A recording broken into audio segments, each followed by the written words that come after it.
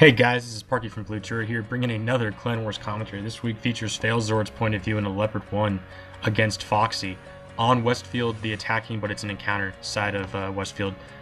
Basically, first off, Foxey's a pretty good clan. They're part of the whole PIPCAC organization. Foxey has an average efficiency of 1350, so they're definitely a clan that we took seriously. It's not a blowover clan. We knew they'd have a good team.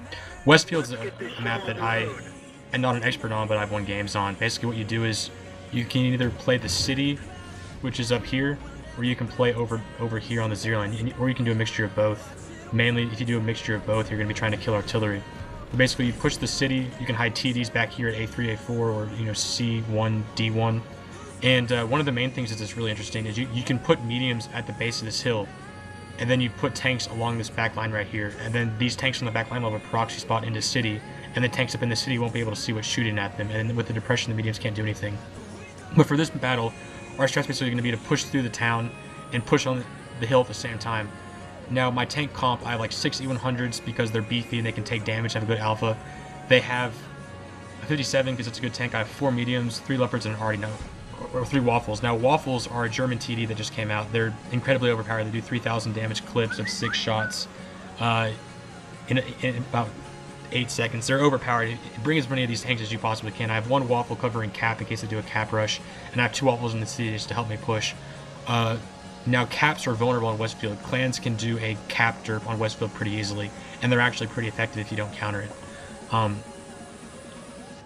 guess what we're going to do here is we're going to try and push through the church really hard, get up behind here, get some shots, and see what's happening. Now, there's a bad chat scouting. There's an E100 in the city, which makes me think they're not doing a cap derp. They might be, though, because there's only 2 tanks scouted. And I don't know. We'll go from there. I'm going to go into fixed camera because there's some pretty awesome medium gameplay by Failzord. Bad chat scouts us. Bad chat gets a pretty good scout, sees where all of my tanks are. At this point, I give the go-ahead to push. We're pushing through city. We're pushing up top with my 4 mediums up top and all my tanks through the city. And we're going to see how we fare during this push. Now, it's not a push all the way through. It's a push to contact. We're basically going to see if we can break them. Bad chat takes 2 shots. I take a shot there by the E5, I think, or the E5. They have a couple tanks covering, and there's their main force in the city. At this point, we just have to outplay them. I do juke an already shot there because Failzord's really good at this game. The bad chat is in the opener, and we should be able to kill the bad chat. He's playing really aggressively right here. Leopards are really good because they have amazing depression. They're also really accurate. I actually really enjoy the leopard tank. Great kill by Failzord on this bad chat in the open. We go up 2-0, killing an E100 and a bad chat. There's a waffle in the open. He needs to die real quick. He has a bunch of shots. We do focus fire him down, shooting him in the turret. Artillery should shoot him as well, but that waffle needs to die in the open right here. As we do go up 2-0. Oh, we do lose our first tank. E100 does drop. The waffle does start leaving, getting out of there. He's like, screw this.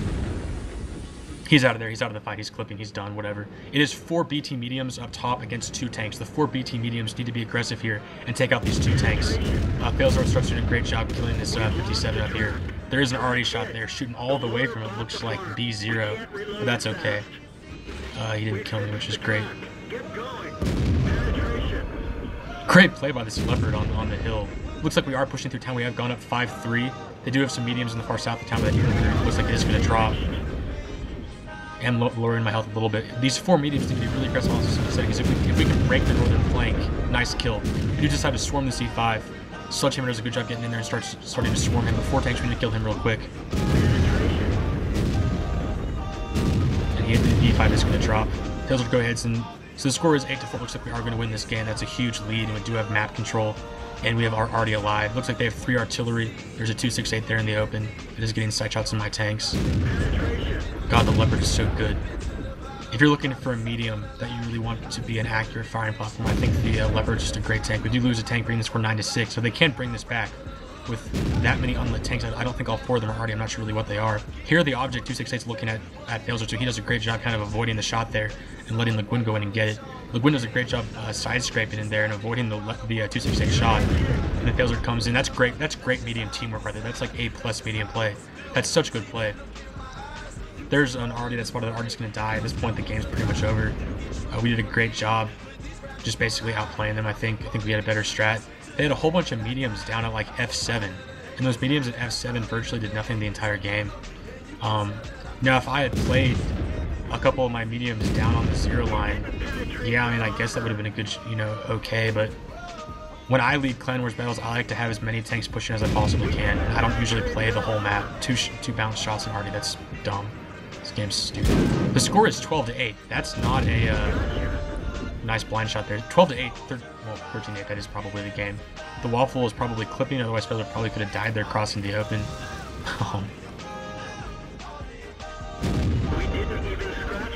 That's dumb right there. RNG's stupid. Looks like Felser did do about 4k damage this game, which is pretty awesome, in all honesty. Great job from BT, really strong strat, really strong tank comp, really strong play. And overall, a good job by Foxey. You know, killing 8 tanks isn't bad, but I think the main thing that Foxey needs to look at is their tank composition. I don't think their tank composition, if you look at their health compared to ours, even if they do more damage than us, we have so much more hit points that we can just deal with it. I think tank composition is something where you really need to have a tank composition that benefits you as a formation. You know, don't bring a tank because it's good. Bring a tank because it'll fill into your formation and fill in a certain role. You know, if you need a good push tank, bring an E100. If you need a good sniper medium that has depression, like Leopards are perfect for playing that hill. Alright guys, well thanks for watching. Hope you learned something. Leave a comment, subscribe. I'll talk to you guys next time.